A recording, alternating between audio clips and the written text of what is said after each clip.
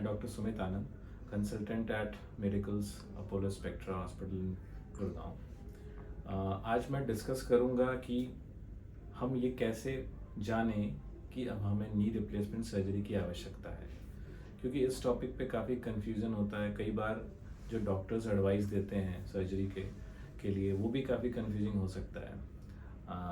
Obviously most of the time हम opinion लेते हैं अलग अलग डॉक्टर से।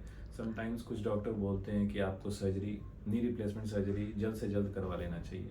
वहीं कुछ मरीज़ को ये भी सुनने को मिलता है कि सर्जरी को आप डिले कर सकते हो। तो एक्चुअल पैरामीटर्स क्या हैं जिस पे हम ये खुद भी डिसाइड कर पाएँ और या फिर हम एक ओपिनियन बना पाएँ कि अब सर्जरी की आवश्यकता आ पड़ी है। तो सबसे इम्पॉर्टेंट ये है कि सर्जरी की आवश्यकता होती किन लोगों को है।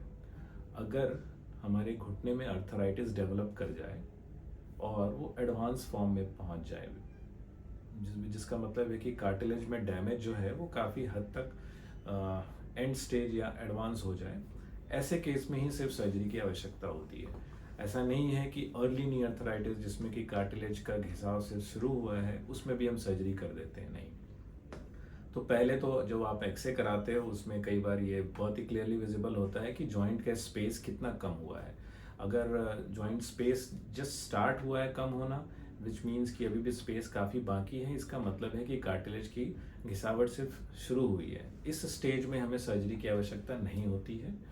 दो हमें बीच बीच में यदा कदा वेट बेयरिंग में पेन हो सकता है, लेकिन that is not a criteria कि हम बस सेल्डम या ओकेजनल पेन के लिए अपने आप को ऑपरेट कराएं।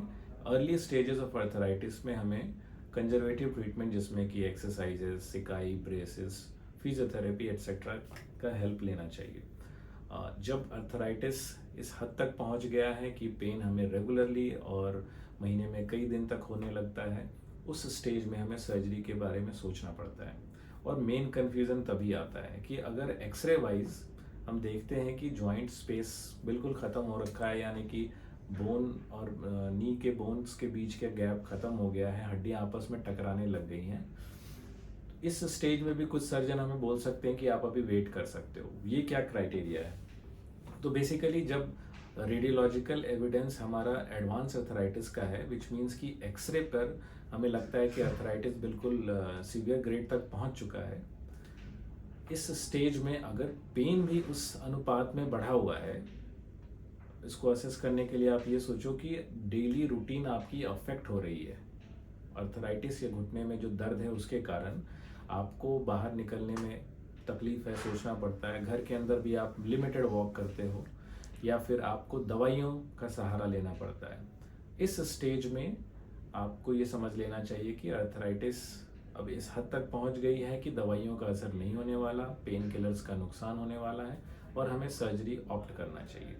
ठीक है, तो अगर हफ्ते में आपको रेगुलर 2-3 दिन दवाइयाँ लेनी पड़े, इनफैक्ट महीने में अगर आप 4 से 5 बार से ज़्यादा पेन किलर्स लेना पड़ता है आपको to be able to be mobile, या फिर आप दवाइयाँ ना लेते हुए सिर्फ घर में अपने आप को लिमिट करके रखते हो, मॉल जाना हो, घूमने जाना हो, बेसिकली फंक्शन अटेंड करना हो, इसमें आपको घुटने की कारण परेशानी होती है और आपका सारा प्रोग्राम जो है इस वजह से डिले होता है या पोस्टपोन या कैंसिल होता है, तो आपको ये समझ लेना चाहिए कि नी रिप्लेसमेंट का समय आ गया है। ऑब्वियसली उसमें आपका पेन रेगुलर होगा, आपके पैरों में डिफॉर्मिटी यानी टेढ़ापन आ जाएगा, पैर मोस्ट ऑफ द टाइम्स बाहर की तरफ बोर्ड हो जाते हैं, आपको खड़े रहने में भी तकलीफ आने लगती है। आप किचन में या किसी काम के लिए 10 मिनट से ज़्यादा खड़े रहने में आपको तकलीफ होती है। वॉक करना आपके लिए एक पेनफुल टास्क हो जाता है कि आप आधे घंटा डेली वॉक भी नहीं कर पाते हो, तो फिर आपको अननेसेसरी सर्जरी डिले नहीं करनी चाहिए, सिंपल। अदरवाइज अगर आप पेन किलर ज़्यादा लेंगे तो आपकी किडनी लिवर को डैमेज पहुंचेगा, है ना। इवेंचुअली अर्थराइटिस ऐसी तकलीफ है जो बढ़ेगी समय के साथ, कम नहीं होने वाली है। तो ज़्यादा पेन किलर लेंगे, अपने आप को नुकसान पहुंचाएंगे, घुटना तो ख़राब होगा ही, लिवर किडनी भी ख़राब होगा।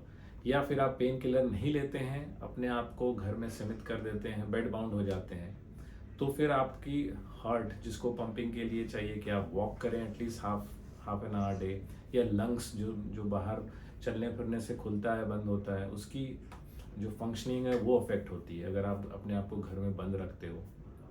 आपको डिप्रेशन भी होता है, आप जब सोशल एक्टिविटीज़ में पार्टिसिपेट नहीं कर पाते जब सोशल एक्टिविटीज़ में पार्टिसिपेट नहीं कर पाते हो तो ये तकलीफ़ें आती हैं। तो अननेसेसरी अगर आपको ये तकलीफ़ें आ चुकी हैं, भले आपकी उम्र 55 साल ही हो, लेकिन अगर इतनी तकलीफ़ है कि आपकी क्वालिटी ऑफ लाइफ अफेक्ट हो रही है, तो आपको सर्जरी ऑप्ट कर लेना चाहिए। आपको 60 साल क्रॉस करने का भी वेट नहीं करना चाहिए। एक कैटेगरी है ऐसे पेशेंट्स का जो 70 इयर्स से ज़्यादा हैं, 75 हैं या 72 हैं, मान लें 80 प्लस भी हैं, और उनको अगर बहुत एडवांस अर्थराइटिस ना भी हो, मॉडरेट फॉर्म ऑफ अर्थराइटिस भी हो, तो भी ऐसे मरीजों को सर्जरी के लिए ऑप्ट करना अनुचित नहीं होगा। Because arthritis, like I said, ऐसी बीमारी है जो समय के साथ वर्सन होगी, आपकी अर्थराइटिस बढ़ने वाली है, और जब आप 75 क्रॉस कर जाते हो उस टाइम सर्जरी कराने का अगर आप प्लान करते हो, देन आपको अदर सर्जिकल कॉम्प्लिकेशन जो एज रिलेटेड रिस्क फैक्टर्स हैं उनसे साझा होना पड़ता है। तो उन चीज़ों को आपको अवॉइड करने के लिए सही टाइम पे ऑपरेट करा लेना चाहिए।